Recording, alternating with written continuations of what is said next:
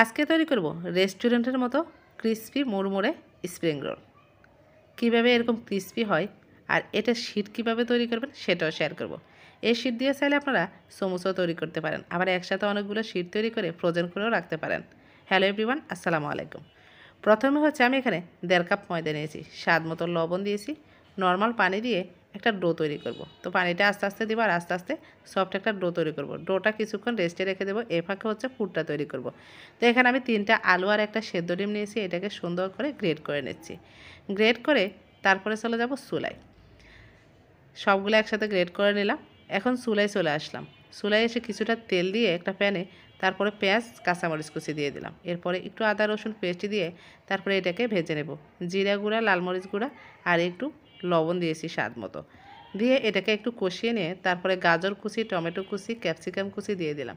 দিয়ে এটাকে নেড়ে ছেড়ে একটু ভেজে নেব। এ পর্যায়ে সবাই কমেন্ট করতে থাকেন কে কোথায় থেকে আমার ভিডিওটি দেখছেন, যাতে করে পরবর্তীতে আপনাদেরকে ধন্যবাদ জানাতে পারি।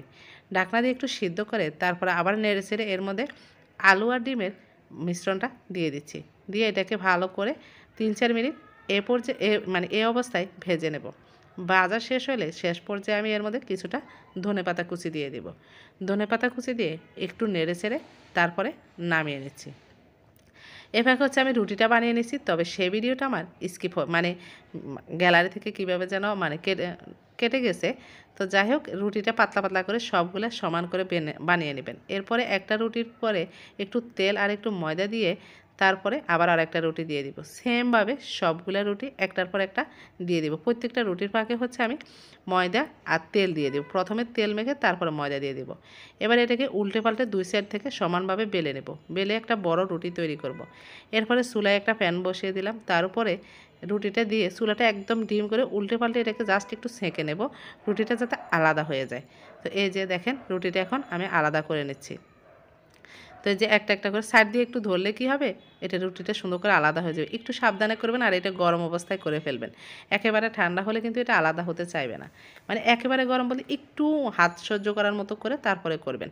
এই দেখেন, উল্টে পাল্টে আমি সবগুলা রুটি কিন্তু তৈরি করে নিচ্ছি, মানে আলাদা করে নিচ্ছি। আর রুটিগুলো দেখেন কতটা পাতলা হয়েছে।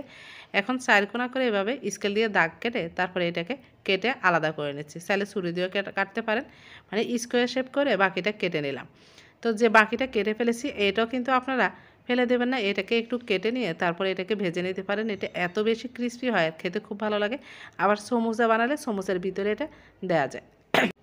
এরকম একসাথে অনেকগুলো শীট বানিয়ে আপনারা চাইলে ফ্রোজেন করে রাখতে পারেন। এখানে একটু ময়দা আর একটু পানি দিয়ে একটু ঘন একটা ব্যাটার তৈরি করেছি। এরপরে দেখেন একটা শীট নিলাম, এর ভিতরে এখন পুরটা দিয়ে দিলাম একটা কোণায়। কীভাবে দিচ্ছি এটা দেখলে বুঝবেন। একটু ফোল্ড করে তারপরে দুই সাইড থেকে এভাবে ভাঁজ করে নেব। ভাঁজ করে এখন দুই মাথায় আমি এভাবে ওই যে ব্যাটারটা করেছি সেটা একটু লাগিয়ে নেব, যাতে করে সুন্দর করে সিল হয়ে যায়। সেমভাবে আমি সবগুলো রোল বানিয়ে নিচ্ছি। বানানো কিন্তু একেবারে সহজ, দেখেন কত সহজে আমি এটা বানিয়ে নিচ্ছি। একবার একটু লক্ষ্য করলে কিন্তু বুঝতে পারবেন। আর মাথায় এভাবে একটু ব্যাটার দিয়ে সিল করে নিতে হবে, না হলে কিন্তু এটা বের হয়ে যাবে।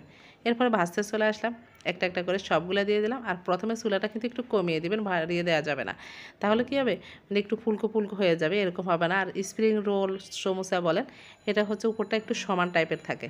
এই যে দেখেন, আমি চামচ দিয়ে একটু নাড়তে গিয়ে নরম অবস্থায় দেখা যায় একটা দুটো একটু ফেটে গেছে। যাই হোক, চামচের গুঁতা লেগে। এই যে দেখেন কত সুন্দর, একেবারে রেস্টুরেন্টের মতো স্প্রিং রোল বানিয়ে নিলাম। সামনে রোজা বানাতে পারেন। আশা করি রেসিপিটি ভালো লেগেছে। ভালো লাগলে লাইক, কমেন্ট, শেয়ার করবেন। আজকের মতো বিদায়, সবাই ভালো থাকবেন। আল্লাহ হাফেজ।